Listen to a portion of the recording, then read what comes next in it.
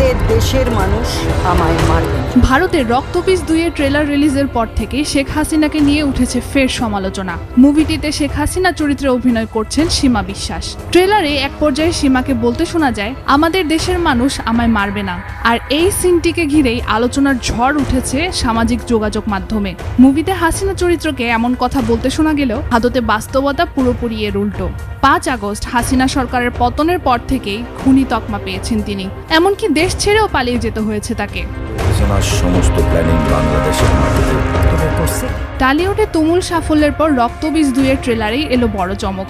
একদিকে অ্যাকশন মুডে অঙ্কুশ আবির, তো অন্যদিকে সমুদ্র তটে আবেদনময়ী মিমি চক্রবর্তী। কিন্তু ট্রেলারটিতে এক ঝলক শেখ হাসিনার চরিত্র সবকিছুকেই ছাপিয়ে সাড়া ফেলে দিয়েছে। এটি প্রকাশের পর থেকেই নেটিজেনদের মাঝে উঠেছে প্রশ্নের ঝড়। শেখ হাসিনা সরকারের পতনের পর থেকেই দুই দেশের মধ্যে বৈরী সম্পর্ক শুরু হয়। অনেকের মতে এই সিনেমায় দুই দেশের এমন চিত্র উঠে আসবে যা সম্পর্ককে আরও তিক্ত করতে পারে।